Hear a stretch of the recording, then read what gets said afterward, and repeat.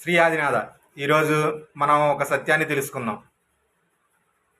మనం ఎప్పుడు ఎరుకతో కర్మ చేయాలి. ఎరుకతో చేసిన ఏ పనైనా తప్పు కాదనమాట. అందుకని మనం ఎప్పుడు ఎరుకతో కర్మ చేయాలి. ఈ సత్యం తెలిస్తే గనక మనం ఎప్పుడు ఎరుకతో కర్మ చేస్తాం అన్నమాట. ఆ సత్యం ఏంటంటే, మన చుట్టూ ఎప్పుడు 18 మహాపదార్థాలు మనల్ని నిశితంగా గమనిస్తాయి.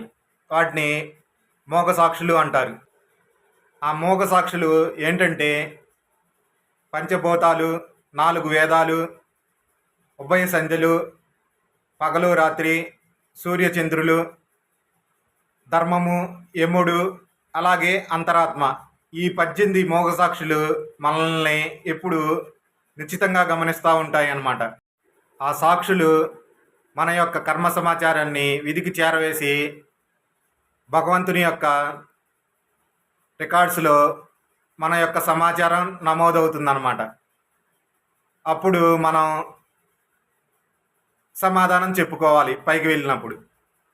ఇక్కడైతే మనిషి సృష్టించిన ఈ చట్టాలను మనం శక్తియుక్తులతో ఎలాగోలా ఇక్కడ తప్పించుకోవచ్చు ఏమో కానీ ఆ భగవంతుని సృష్టిలో తప్పించుకోలేము. అందుకని మనం ఏదైనా కర్మ చేసేటప్పుడు ఎరుకతో చేయాలన్నమాట. అందుకే ఎరుకతో చేసిన పని ఎప్పుడూ తప్పు కాదనమాట.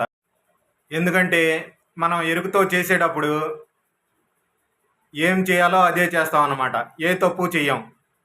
అందుకని మనం ఈ యొక్క 18 సాక్షులు మనల్ని నిశ్చితంగా గమనిస్తాయన్న విషయాన్ని ఎరుకలో ఉంచుకొని కర్మలు చేయాలి. అలాగే ఆప్తమిత్రులకు, ఆనంద విహారులకు నా నమస్కారాలు. శ్రీ ఆదినాథ.